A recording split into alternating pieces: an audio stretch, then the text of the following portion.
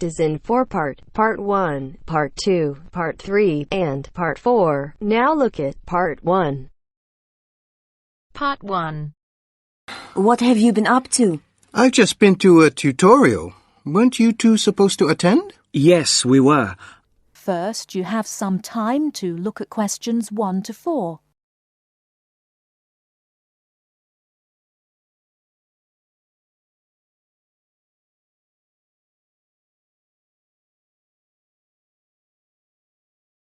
Now we shall begin. You should answer the questions as you listen, because you will not hear the recording a second time. Listen carefully and answer questions 1 to 4. Hi there, Sang-min. What have you been up to? I've just been to a tutorial.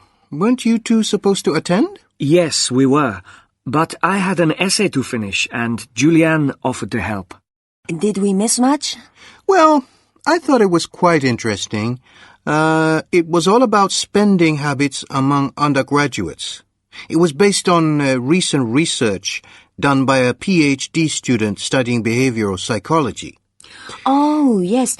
I remember being interviewed by him about what I usually spend my money on. And what did you say? Well, most of my money, probably around 75%, goes on basic living. Paying rent, food costs, and of course, university fees. I'm the same, except my food bill is higher.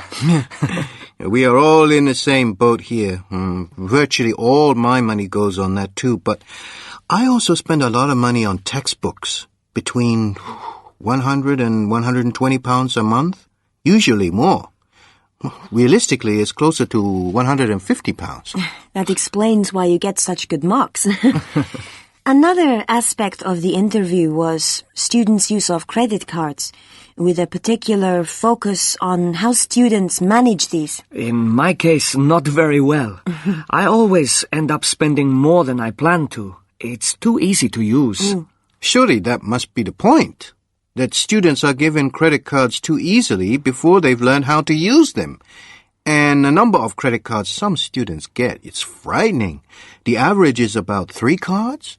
Not only cards. Students need to learn how to manage money too. And this is what the interviews meant to find out. By comparing and contrasting all the data, the root causes of student spending could be highlighted. And the effects this has on students, I'd imagine, would be more negative than positive. Perhaps, but this was the other part of what the student was trying to achieve. You also need to study the effects to find answers.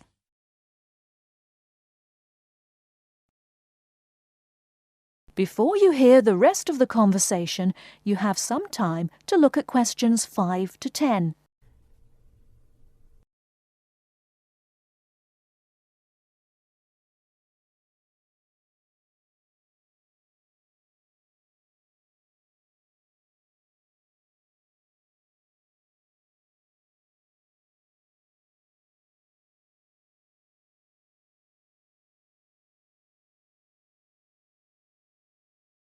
Now listen and answer questions 5 to 10. But I think it all goes back to how we were taught to manage money when we were children. That's true. Our behavior now is closely related to the childhood environment and what we learned from that. But how far back should we go? When do children really begin forming an understanding of what money means? I've read that children between 3 and 5 can understand what's right and wrong. That's when they can learn concepts like sharing. At the age of 6, most children can understand the value of money. This suggests that if parents offered practical advice to their children at an early age, it could have a very positive impact on their spending habits in later life. It basically comes down to 3 areas. The first one is allowance.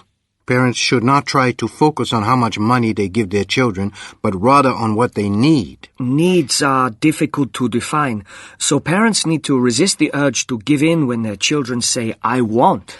For me, the only way to teach children the difference between needs and wants is to give them a practical allowance.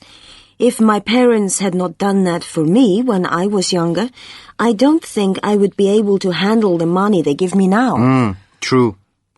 The second thing I think is important is saving. Can you explain a bit more? Well, basically, parents need to introduce their children to personal finance. If we are expected to deal with money now, then we have to learn when we're younger. I see what you mean. And it could be in quite simple ways, like by helping them to open their own savings account. There's one more area I think is vital. What's that? It's buying. We spend excessively on credit cards because we don't know how to control money. We almost need to learn how and what to buy, which is why parents should allow their children to participate in this.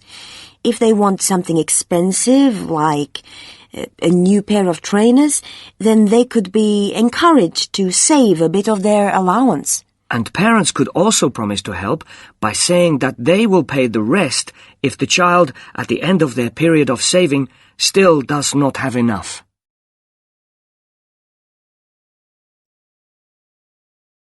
That is the end of part 1. You now have half a minute to check your answers.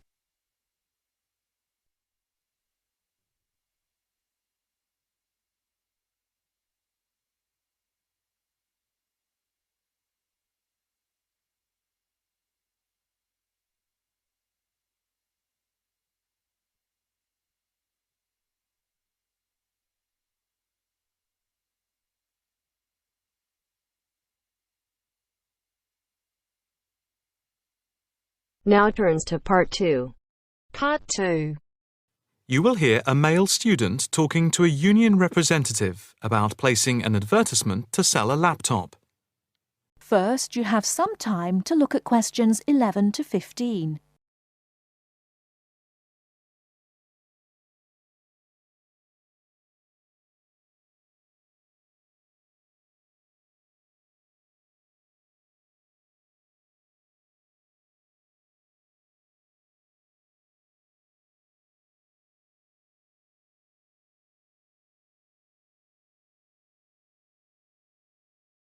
Now, listen carefully and answer questions 11 to 15. Hi, I'm Debbie. How can I help? Hi, my name's David. I'm just looking to place an advertisement on the main union notice board to sell a laptop and a few accessories if that's possible. Sure, that's not a problem. I take it you are a member of the Students' Union? Yes, I am. Right then. I'll just get a form up. And as there is no one around and it looks as if it's going to be quiet for a while, I'll just type the details straight into the computer for you. Thanks very much. No problem. Shall we just title it Laptop for Sale? Yeah, okay. Can you describe it generally?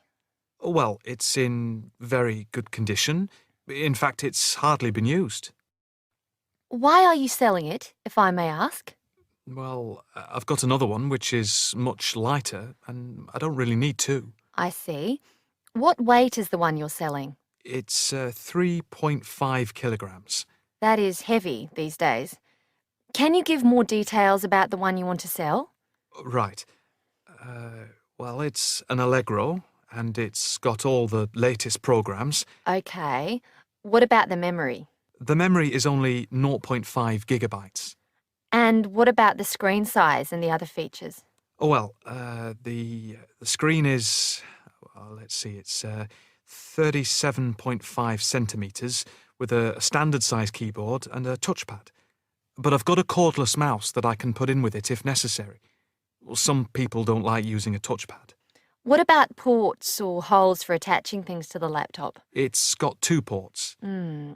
More modern laptops have more than 2 ports for all the extra attachments. They do. Let's see, what else is important? Oh yeah, the battery lasts for 2.5 hours, which is okay, but not enough for long train journeys. But one thing is that it's not wireless. Right, okay, not wireless.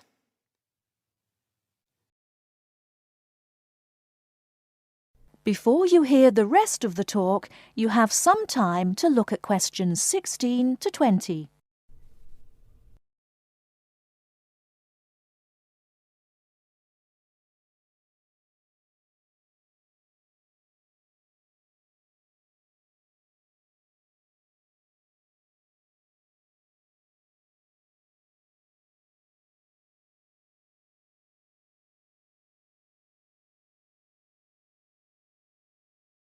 Now listen and answer questions 16 to 20.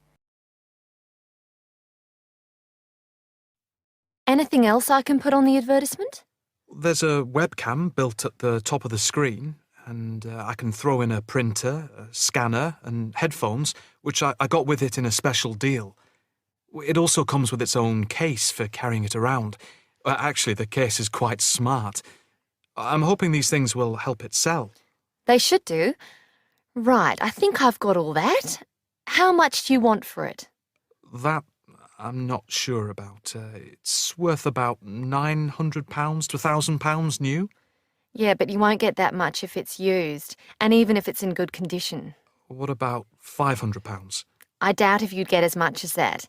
More like £200 or £300.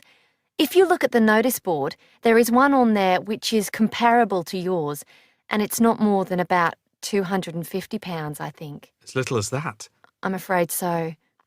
Shall we say £300? OK, put that. Can I take some contact details for the advert? The name's David Bristow. BRISTOW. Yes, that's it. And a mobile or email? Both, if you want.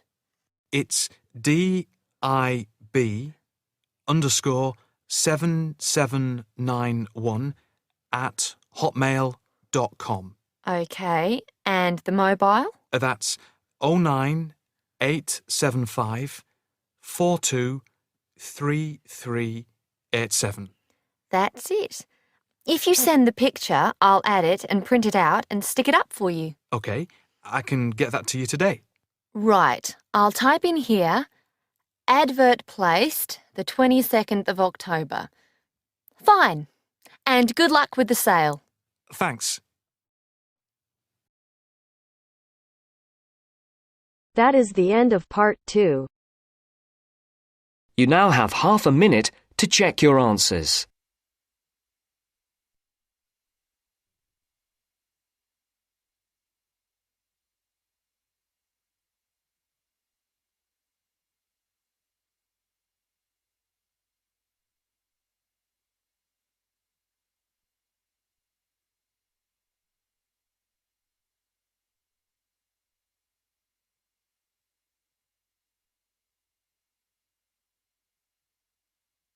Now turns to part 3.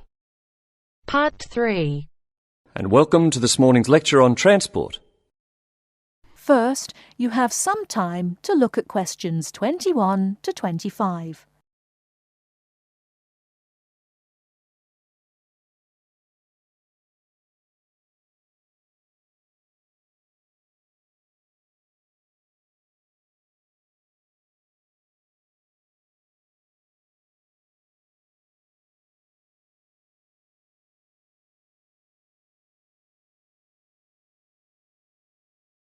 Now, listen carefully and answer questions 21 to 25.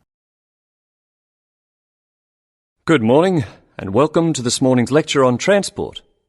What I'll be doing today is comparing forms of transport in different countries to see how forms of transport are affected by factors such as geographical landscape and economic development. My focus will be on countries in South America, Europe, and Asia. The first country I'd like to look at is Colombia, which is in South America. This is a country where geography plays an important role. Due to the huge amount of mountains and forests in this country, travelling by air is crucial. I don't know if many of you realise this fact, but Colombia was the first country to establish a commercial airline, and in so doing they made aviation history. Today, there are more than 400 airports in Colombia for domestic flights, which highlights the point I made earlier that air travel is a vital means of transport in this country. Colombia also has a road network of about 48,000 kilometres linking Colombia to Venezuela and Ecuador. Transport by road is important for trade as well as tourism. Apart from this, there is also a railway system, but it is in need of modernisation. The other means of transport is by steamers, with the Magdalena being the main waterway. Now let's turn to Colombia's neighbour, Venezuela. Once again, we see that internal flights are an important means of transport, as like Colombia, Venezuela has remote areas where flying is the easiest means of travelling from A to B. Trains are not popular, and most of the railway lines are in the highlands, as this is where the iron ore mines are. Trains are an efficient means of transporting the iron ore from the mines to the factories. Thus we can see how transport and the economy are interrelated. Ships are also used extensively in this country, and there are many ports, the main seaports being Puerto Cabello and Guanta. Turning now to Europe. Belgium is a country that boasts one of the most compact railway systems worldwide. Inland waterways, or canals, are also an important means of transport, transporting both freight and people. Belgium also has the third largest seaport in the world, namely Antwerpen. Air travel is also important, although this is not linked to geographical terrain, as is the case in the South American countries we've already looked at. Next, I'd like to look at the United Kingdom. Like Belgium, the UK has inland waterways around 4,000 kilometres, yet only about 17% of these are used for commercial transport. The main inland port is Manchester, and the chief seaport is London, with Southampton taking second place. Air travel is extensive in this country, and there are around 150 airports, the most famous being Heathrow. However, about 90% of passengers in the UK travel by road.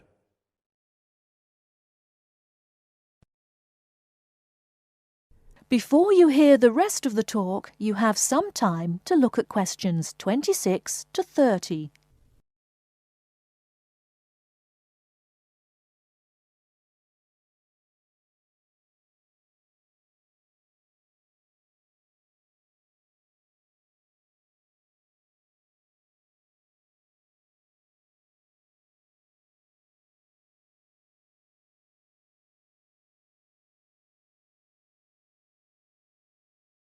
Now listen and answer questions 26 to 30.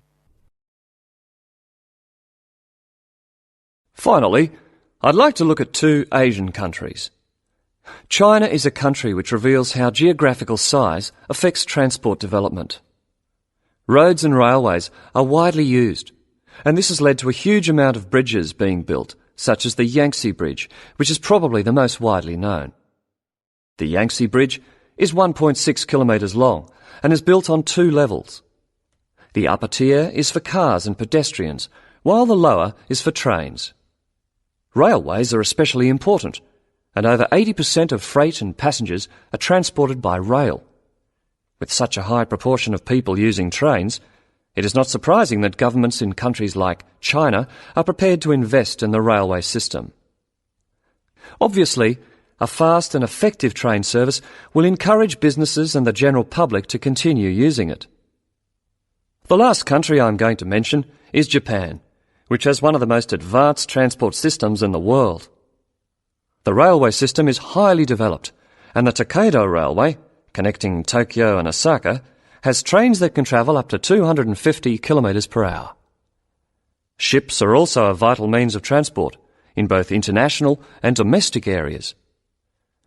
To summarise, we can see that transport varies throughout the world, yet the importance of transport networks, be they air, sea, rail or road, cannot be underestimated. That is the end of part 3. You now have half a minute to check your answers.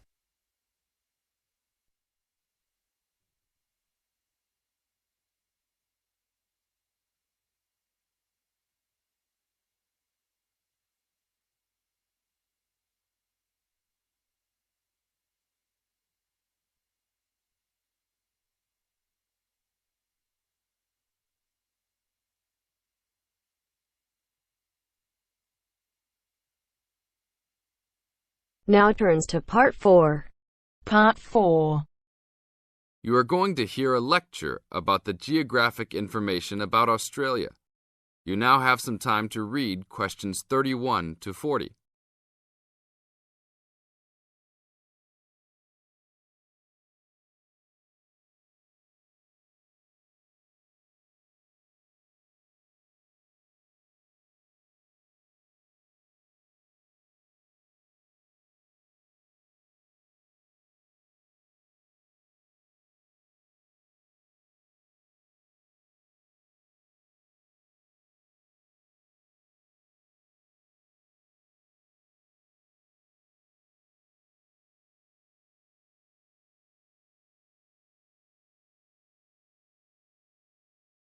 Now listen to the lecture and answer questions 31 to 40 by choosing the best answers from the choices. Good morning, everybody. We'll continue to look at Australia, and today look at one of its greatest natural challenges, water for the agricultural sector. As the only nation to occupy an entire continent, Australia has a unique environment, with much of it very flat and dry. One notable feature of the Australian continent is that it is the lowest of the continents.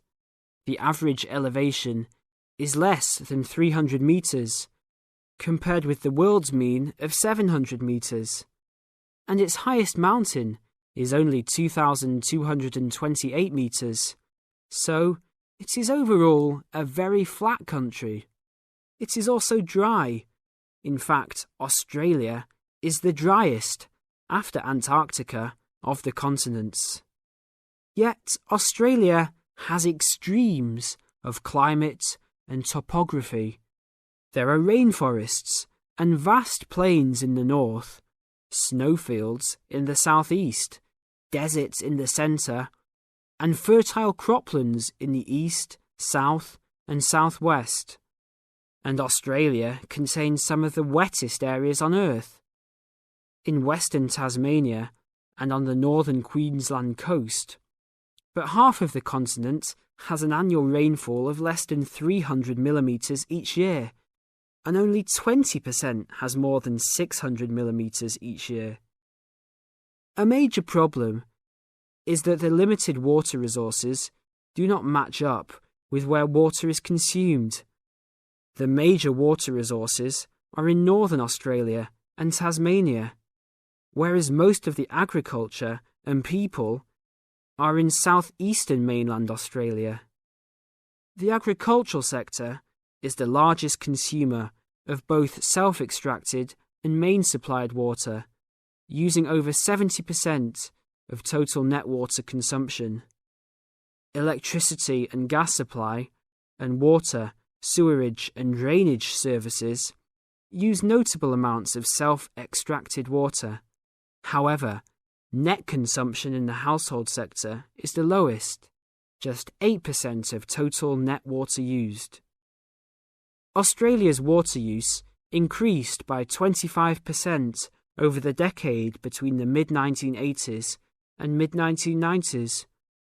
Much of this increase was due to irrigated agriculture, which, as noted earlier, accounts for over 70% of national water demand. Since the mid-1990s, the growth and profitability of irrigated agriculture has outstripped the dryland agriculture sector. Irrigated commodities contributed almost a third of total farm exports in the mid-1990s. The results of a special government report in 2000 showed that if today's water use arrangements continue, the water needs of the rural industries will outstrip water availability by about 2020. Irrigated agriculture, Australia's major water-using sector, would be seriously affected by the shortfall. And although groundwater underlies large areas of Australia, it accounts for only 4% of water use. So, clearly, apart from water for households, which mainly comes from dams or rivers, It is the rural sector where efforts towards water conservation are particularly directed. In this sector, the largest consumers of water are the meat and wool industries. One of the major problems in considering sustainable agriculture is the large amounts of irrigated water used to produce these products. Some of the crops, such as wheat, maize, and soybeans, also use a lot of water. Furthermore, many crops are grown in dry areas, where up to half the available water evaporates from the soil surface or seeps down too low into the ground for the plant roots to reach it. Well, that's all we have time for this morning. You will be able to do further study on this topic in the library, and I have a handout here with references for those who want to come out to the front to collect it. Next week, we'll look at outback farming and... That is the end of part 4. You now have half a minute to check your answers.